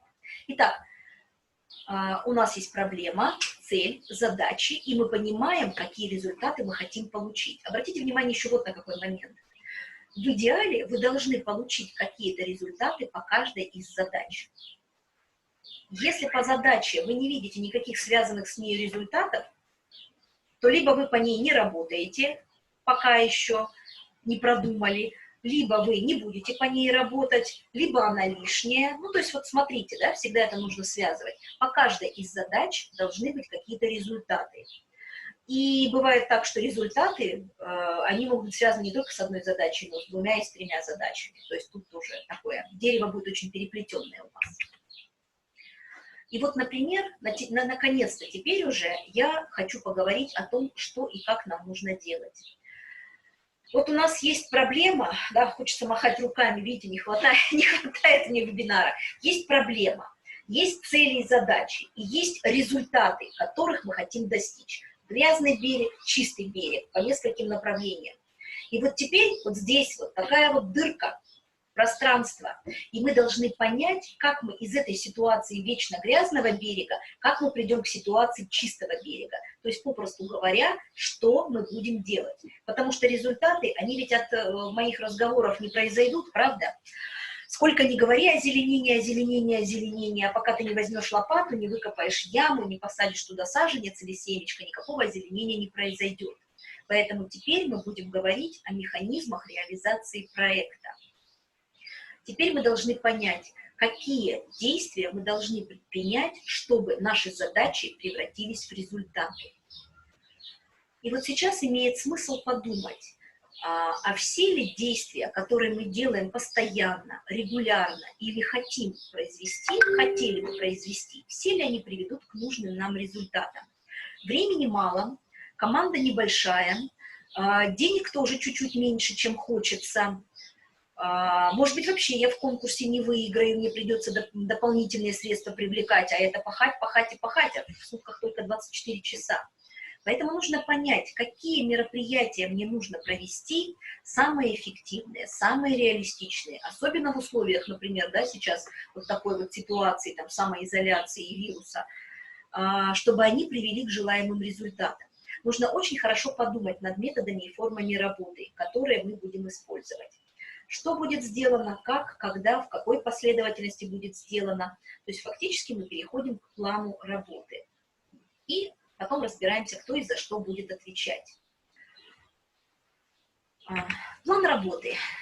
Ну, у кого-то микрофон включен, смотрю. Да, в проекте обязательно указываем бухгалтерские услуги. Давайте, коллеги, мы сейчас, вот я говорила в самом начале своего выступления, что сегодня мы говорим про содержательную часть, про команду, про ресурсы, про финансовые, бухгалтерские моменты. Мы будем говорить на следующем семинаре, и мы будем, значит, вот этот момент обсуждать, значит, все, что касается бухгалтерских услуг. Давайте сейчас про календарный план. Про календарный план легко. Я думаю, что это несложно. Напишите мне, пожалуйста, плюсики, те, кто вот примерно так строит свой календарный план. Если вы никогда не строили календарный план, ну, не знаю, напишите минусик. Я думаю, что минусиков у нас не будет, наверное, в чате. Календарный план, как правило, да, включает графы номер по порядку, мероприятия, сроки, ответственный, в лучшем случае результаты. Иногда даже и результаты не пишут в календарном плане. А самое главное — это мероприятие и галочку поставить. Ну, поздравляю вас, мы все на одной волне. Это тоже моя любимая форма и часто встречающаяся календарного плана. Все плюсики ставят. Сейчас у нас с вами есть время до подачи заявки, поэтому я предлагаю посмотреть на ваш календарный план, на план вашего проекта в форме диаграммы Ганта. Есть такая диаграмма Ганта, вот такая вот табличка, образец, который я вам сейчас на экране показываю. По вертикали у нас идут мероприятия, по горизонтали у нас идут месяцы реализации проекта. Вот я назвала это план хорошего проекта в кавычках, и сейчас объясню почему. Мне интересно, да, указки у меня нет. Вы видите курсорчик, которым я двигаю по экрану, да, в качестве указки? Я буду описывать и двигать курсорчиком еще. Вот посмотрите. Как выстраивается план условно хорошего проекта? Вот у нас есть месяцы, вот есть мероприятия. Хороший проект, да, вижу, что видите, хороший проект всегда имеет начало и конец. Вот у меня красное мероприятие 1. Это первое мероприятие. Мы проводим его в первый месяц проекта. Фактически мы даем старт нашему проекту. Мы говорим всем, что наш проект начинается. Это может быть чаепитие со своей командой, это может быть пост в соцсетях, это может быть огромная и пафосная пресс-конференция, это может быть флешмоб какой-нибудь, это может быть объявление в газете. Но обязательно надо дать понять всем, что мы начинаем проект. И точно так же в конце проекта последнее мероприятие закрывающее. Мы говорим всем, наш проект завершается. Мы достигли таких-то результатов. Мы сделали 10 мероприятий, провели 20 фестивалей, осчастливили и обучили 1000 человек, не знаю, одели в футболки 1 000 000 добровольцев и почистили 3 свалки на берегу. Начало и конец – очень важные моменты. Ваши планы, ваши совещания, ваши планерки, ваши договора никто не видит, кроме вашей команды. Но широкая публика, потенциальные участники должны знать о вашем проекте. Это вот очень важно. Далее, вот мероприятие второе, выкрашено зеленым цветом, смотрите, вот такие мероприятия. Они могут идти в течение всего проекта, текущая какая-то деятельность, которая у вас в течение всего проекта идет. Что это, например, может быть? Это, например, может быть информационное освещение вашего проекта. Вы предусмотрели, в плане у вас есть какая-то деятельность, которая происходит постоянно. Начался проект, деньги на счет пришли, все, запустили информационную кампанию и пишем в соцсетях 1-2 поста каждую неделю как минимум. Ну или как вы это еще делаете. Дальше. В проекте могут быть вот такие мероприятия, как, например, 3 синим цветом у меня выкрашенные. Это регулярные мероприятия, которые происходят с какой-то периодичностью. Ну, в моем проекте, например, это обучающие семинары или встречи ресурсных центров, которые мы проводим. Они проходят у нас регулярно, вот в рамках проекта, видите, 5 таких мероприятий у меня запланировано, причем, что важно, я не планирую это на первый месяц, потому что первый месяц организационный, пока то, все, деньги, договоры, пока всех оповестили, пока начали, настроили. Сами понимаете, да? Со второго месяца начинаем реально уже работать. И я не планирую эти мероприятия на 2 последних, допустим, месяца здесь. Почему? Потому что проект «Живое существо». Что-нибудь обязательно пойдет не так. Где-то сроки сдвинутся, где-то партнеры попросят перенести, где-то что-то не получится. Вот он у меня есть запас. Если вдруг мои сроки сдвинутся, я передвинусь вот на эти 2 месяца. Лучше, конечно, на 11, чем на 12. В нашем проекте могут быть мероприятия такие, знаете, сезонные. Например, если мы работаем со школьниками, то понятно, что мы на летних, весенних, осенних и зимних каникулах что-то с ними делаем. И вот, например, у меня тут одни условно каникулы, вторые каникулы, третьи. Ну или еще какие-то другие мероприятия. Понятно, что каникулы там или Новый год, или 8 марта никуда не перенесешь. Раз уж Новый год, елки должны состояться в январе. Ну, в декабре, может быть, еще в конце декабря, да. Хотя, конечно, ситуация нас многому учит, и мы видим, что даже празднование 9 мая можно перенести на сентябрь, но, скорее всего, новогодние елки все-таки нет. Вот они, мои мероприятия. Смотрите, они у меня логично так идут, да, вот. 4-е мероприятие, вот они, один срок, 5-е, дальше и дальше. Почему я считаю, что вот это подход к хорошему планированию мероприятий? То есть понятно, что каждый проект будет по-своему выглядеть. Есть начало и конец. Мероприятия равномерно распределены по месяцам. Есть месяцы более нагруженные, есть месяцы менее нагруженные. Видите, вот здесь у меня меньше нагрузки, здесь я планирую, здесь я работаю, здесь чуть-чуть поменьше работы. Начало проекта я даю себе время для старта, конец проекта я даю себе время для подведения каких-то, ну, как сказать, обрубания каких-то хвостов, доделывания недоделок. И у меня есть начало и конец, как я уже сказала. Вообще хороший, грамотно спланированный проект на диаграмме Ганта движется плавно вот из этого левого верхнего угла потихонечку к правому нижнему углу. Вот так примерно выглядит хороший проект. Жалко, что у нас диаграммы Ганта не будет, наверное, в заявке. Это просто для себя, для проверки. Ну, давайте я покажу вам теперь план плохого проекта. Вот смотрите. Если я, допустим, как сторонний наблюдатель или как эксперт, или даже как руководитель проекта, вижу, что на диаграмме Ганта мой проект выглядит так, у меня есть много поводов задуматься. Во-первых, мой проект не начинается и ничем не заканчивается. Во-вторых, деятельность хаотично разбросана по месяцам, да? И смотрите, есть месяцы, в которые вообще ничего не запланировано. Первый, второй месяц я вообще ничего не делаю. Могу забыть. Потом что-то вот вяло начинаю делать, потом наступают летние каникулы, тут мы ничего не делаем, потому что дети в школу не ходят. Это вот помните, как это самое, да, тут жирное пятно, тут рыбу заворачивали, вот примерно так же получается. Потом в 7-м месяце я опять что-то делаю, а потом, не знаю, люди копают картошку и делать что-то бесполезно. А потом наступает 11-й месяц проекта, и я вспоминаю, что мне надо было выпустить постановку театральную, пошить костюмы, разбросать над берегом, значит, плакаты и так далее. И я срочно все начинаю планировать. Почему этот проект плохой? Потому что никто не знает, что он начался и что он закончился. Да? Никакой регулярной деятельности не предусмотрено. То есть я понимаю, что мы можем и забыть про какое-то информационное сопровождение здесь. Мероприятия разбросаны хаотично. Причем на конец проекта лежит очень большая нагрузка.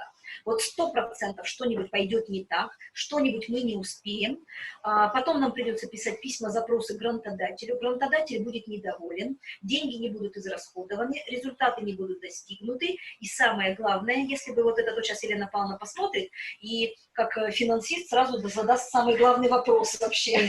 Нет? Только просто он еще должен быть реалистичен.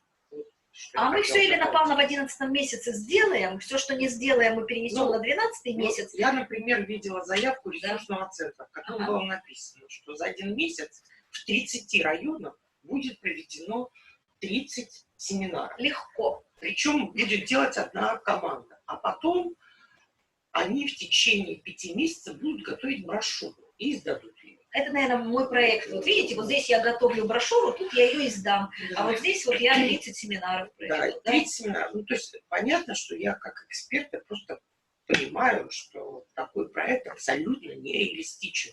Даже просто, чтобы объехать все эти 30 районов, да, ну, мы реально понимаем, что это невозможно просто провести. Причем команда одна и та же. Да? То есть это, конечно, на следующем семинаре будете говорить про команду и все остальное. Но мы должны понимать, что даже если вы планируете что-то, ну, как бы...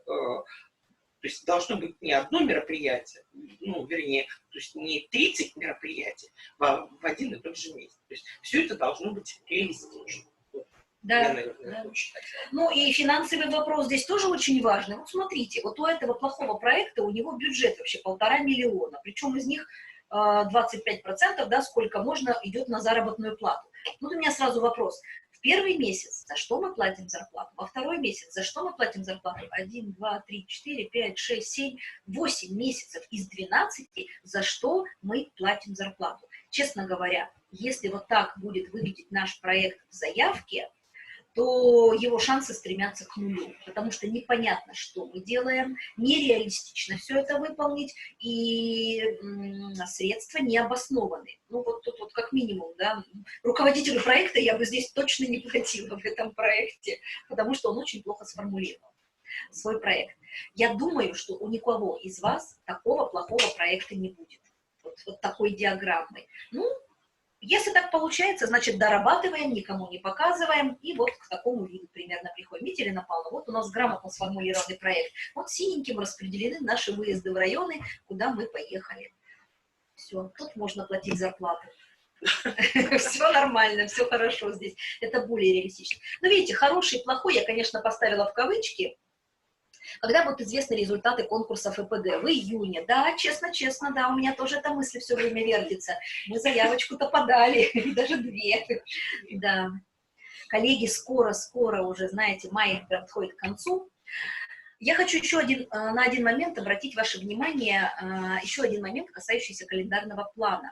В последнее время Фонд президентских грантов, законодатель моды у нас и стандартов на социальное проектирование, все чаще и чаще наш календарный план теперь выглядит таким образом. Смотрите, мероприятия конкретные привязаны к задачам. Вот есть у нас задача 1, сделать так, чтобы меньше выбросов текло с этого комбината выше по течению. И под эту задачу мероприятия 1.1, 1.2, вот они. У каждого свои сроки, свои результаты можно прописать. Вот есть у нас вторая задача, большая задача, экологически воспитать население. Вот мероприятие под эту задачу. То есть сейчас все чаще и чаще, и это уже стандартом становится, и не только хорошим, да, хорошим вкусом, это уже такая практика, что мероприятия в плане привязаны к задачам. Может получиться так, что одно и то же мероприятие отвечает нескольким задачам, особенно если это ключевое мероприятие вашего проекта. Тогда мы относим его к той задаче, которая, ну, так сказать, ближе всего к нему относится. Но можем для себя делать какие-то пометки, что оно взаимосвязано с каждой задачей. Если в вашем плане нет мероприятий на задачу 1 или на задачу 3, или там, неважно на какую, значит, надо либо отказаться от этой задачи, либо, если она очень важна, предусмотреть на нее какие-то действия, либо, не знаю, вариантов других нет. Либо что-то делать по этой задаче, либо не выполнять эту задачу, потому что по этой задаче мероприятий не будет. Если у вас виден явный перекос, например, вот 7 задач, к примеру, на каждую задачу по одному мероприятию, а на 5-ю задачу 12 мероприятий, что-то тут не так, надо посмотреть. Либо задача неграмотно сформулирована, слишком большая, ее надо подразбить, либо мероприятий слишком много, и, может быть, надо уменьшить их количество, посмотреть, какие из них работают на получение результатов. То есть вот это вот надо смотреть. То есть здесь должен быть баланс. Ну и, конечно, хорошо в результатах мероприятий, когда вы будете писать, немного говорить о количественных результатах, немного говорить о качественных по каждому мероприятию. Мне кажется, что мы уже приближаемся к концу, правда. Вот это вот моя картинка, самая такая любимая, наверное, из всех картинок, какие у меня здесь есть. Вот этот вот столбик из камней, которые балансируют, выстроены так, что они балансируют и стоят, и столбик этот не падает, мне всегда напоминает о взаимодействии частей проекта. Проект должен быть таким же выстроен и сбалансированным, как вот эта вот, не знаю, хрупкая гармония этих камешков. Проблема. Из проблемы у нас вытекает цель. Цель мы можем достичь через определенный набор задач. Результаты у нас соотносятся с задачами. Мероприятия, формы и методы работы, они соотносятся и с результатами, и с задачами. Мы можем на самом деле камешки мероприятий, результаты поменять местами, но логика все равно должна быть. И все это опирается вот на этом вот неровном косом камешке, это ресурсы, которые у нас есть для реализации проекта. О ресурсах в следующий раз будем говорить. Если один из этих камешков будет неправильно установлен, какой-то косой, кривой, большой, несбалансированный, вся конструкция рассыплется. Причем, что еще интересно в проекте, что вот эта логика, она как сверху вниз прослеживается, так и снизу вверх она тоже прослеживается. Вот сколько у нас есть доступных ресурсов, такие мероприятия мы и обеспечим. Если у нас на 3 семинара или на 1 фестиваль ресурсы есть, мы никак не проведем 2 хороших фестиваля. Вспомните мультик, да, про шапочки, пошитые из одной шкуры. Шкура одна, и шапочек нормальных из нее можно пошить только одну, а никак не 7 маленьких убогих шапочек можно пошить. Вот какие мероприятия у нас будут, таких результатов мы и получим. Какие результаты мероприятия мы проведем, ну, надо смотреть, достигнем мы задачи или нет. Дальше. Задачи выполнили, цели достигнем. Цели достигнем, полностью или частично решим проблему. То есть как сверху вниз логика работает, так и снизу вверх логика работает. Она вот, ну, всегда так. Настоящий проект, он такой красивый, стройный, прямой, понятный. И даже если человек чего-то не понимает в вашей теме, то он понимает вообще вашу логику. Сейчас у нас пришло время вопросов и ответов, если они у вас есть. Павел, да, мы можем как-то разрешать, или участники сами могут включать свои микрофоны. Сумма гранта, там вопросы, смотрю, идут. Уважаемые коллеги, если у вас есть вопросы, то вы можете написать их в чат, или вы можете включить микрофон, задать этот вопрос, и мы его обсудим. Давайте. Подумайте, а я посмотрю, что еще там у меня в конце, еще пара слайдов, которые я могу вам сказать.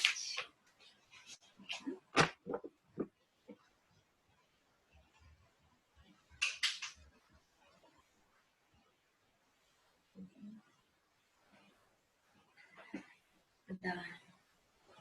Ну, пока вы думаете о своих вопросах, или, я не знаю, не решаетесь, может быть, их задать, я вот хочу сказать, наверное, я бы даже попросила Министерство молодежи, может быть, уже это произошло. Я когда 11 мая смотрела на портале информацию о грантовом конкурсе, приказ Министерства молодежи, там, где написаны были все вот эти направления и деньги, там, к сожалению, такая темная копия выложена, что мне, например, на ноутбуке было очень сложно прочитать.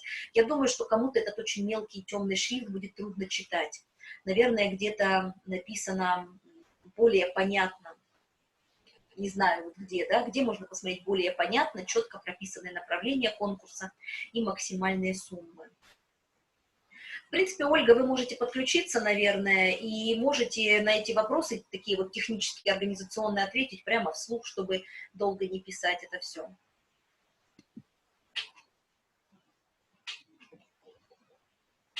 Да, добрый день еще раз. Да. Мы не услышались, не увидели с самого начала вебинара, но, во-первых, я хочу, наверное, и от нашего единого ресурсного центра, и от всех участников поблагодарить Ирину Олеговну, Елену Павловну, весь Сибирский центр. Спасибо Новосибирску за начало нашей образовательной программы. Сегодня мы говорили о социальном проектировании. Да, отвечая на вопросы Ну, во-первых, был ранее вопрос о том, где можно ознакомиться с материалами по конкурсу. Это портал One Click Якутия. Он уже работает, и там есть гранты главы. Раздел — это портал Министерства по делам молодежи и социальным коммуникациям. Максимальный проект на 12 месяцев. Да, у нас более 56 миллионов предусмотрено в республике на социальные проекты для СОНКО, но могу сказать, что нужно обязательно сейчас очень внимательно изучить всю конкурсную документацию, указ, приказ и приложение к приказу от 9 мая министра по делам молодежи. Вы найдете приложение, да, номер 1, и это приложение направления конкурса на предоставление грантов. В каждом направлении отдельная сумма. И вот за разъяснением мы обращались в Министерство по делам молодежи, в том числе и сегодня, и ранее. Значит, если внимательно изучить указ, то у нас нет ограничений по сумме гранта от НКО, только мы смотрим на наше направление. То есть есть здесь различные. Есть потолок и 8 миллионов, и миллион, и 2 миллиона. Но это не значит, что наши проекты должны занять полностью, да, этот, ну, как бы сказать, всю сумму гранта по направлению. Нужно четко, вот в зависимости от структуры, логики проекта, изучить, кстати, пункт в указе, где критерии оценки экспертов. И если ваш проект актуальный, он масштабный, у вас есть опыт у вашей команды, охват целевых групп у вас тоже достаточно большой, то и критерии тоже в итоге балл ваш будет выше, конечно. И поэтому вот такого нет ограничения, как было у нас раньше, да, коллеги, представители НКО, 500 тысяч или миллион. Вот все в рамках указа, приказа. Нужно сейчас, очень важно нам изучить все юридические и нормативно-правовые акты. Есть еще вопросы? Сразу предвосхищая вопрос, когда мы будем встречаться в следующий раз, мы запланировали в это же время в 11:30 по якутскому времени 22 мая. Мы опять встречаемся все вместе, представители и СОНКа, и организаторы конкурса, конкурсной документации, конкурсной комиссии, эксперты и так далее. Мы должны завершить тему социального проектирования. А дальше в июне и в июле специальные вебинары мы планируем для уважаемых экспертов конкурса. Тут был какой-то очень, ну, я бы сказала, такой вопрос именно по Новосибирской области, может быть, и в том числе по нашей работе. Я хотела бы сказать, что в Новосибирской области нет конкурсов, которые проводит бизнес, и это связано с двумя специфическими причинами. У нас, к сожалению, Новосибирская область — единственная область в Сибири, которая фактически не обладает природными ресурсами. Поэтому у нас нет крупного бизнеса, и есть только сетевой бизнес, банки и какие-то еще вещи. И они все, как вы знаете, решения о конкурсах принимаются в Москве и чаще всего проводятся на уровне федерации. Вот, это первая причина. Вторая, наверное, ну, многие из вас уже знают, что наши конкурсы на государственные средства проводятся с 1998 года. Поэтому фактически федерация и все остальные регионы уже пошли вслед за Сибирью. Поэтому у нас очень расширенные программы конкурсов для некоммерческих организаций. Вот сейчас мы отыграли конкурс, вернее, был проведен конкурс с Министерством региональной политики для ресурсных центров, где мы получим деньги фактически на регрантинг для инициативных. Вот, это, ну, как бы, это вот прямой ответ на этот вопрос. Разрабатывали мы конкурсы для бизнес-компаний, да, разрабатывали. Совсем недавно вот, делали для одной из крупных нефтяных компаний. Вот, определенный конкурс. И в том числе занимались оценкой некоторых благотворительных программ и грантовых конкурсов, которые проводят тоже некоторые бизнес-компании. Вот, наверное, в этом смысле наш опыт. И понятно, что, конечно, мы участвовали полностью в разработке всех тех процедур и мероприятий, которые связаны с Новосибирском, с Красноярском, с государственной поддержкой, имели отношение к разработке в Архангельской области, частично муниципалитета Пермского края, ну и многие-многие такие другие. Вот, наверное, так. Еще один вопрос поступил по запрашиваемой сумме. Ограничения есть, если мы зарегистрировались только в январе. Нет, у нас вот такой особенный конкурс в этом году, что нет ограничений по, так скажем, возрасту организации со дня ее регистрации. Ограничений нет, но еще раз я очень хочу вас все-таки отослать к указу, где вы бы посмотрели внимательно именно критерии, да, которым должна соответствовать некоммерческая организация для того, чтобы получить высший балл и для того, чтобы действительно стать победителем в этом конкурсе. Очень внимательно нужно это изучить. И мы будем с вами еще встречаться. Вы можете обращаться в единый ресурсный центр. Здесь должна появиться ссылка на наш YouTube-канал, куда мы зальем все наши вебинары, запись, и мы приглашаем вас посмотреть предыдущие вебинары, семинары, которые мы проводим с участием также и наших экспертов, и экспертов, уважаемых с Российской Федерации. Звоните, вот телефон Дмитрия Куприянова, наш администратор, который готов ответить на все ваши вопросы. Мы рады сотрудничать. Новосибирску пламенный привет. Мы пойдем смотреть в окно, как у нас ситуация.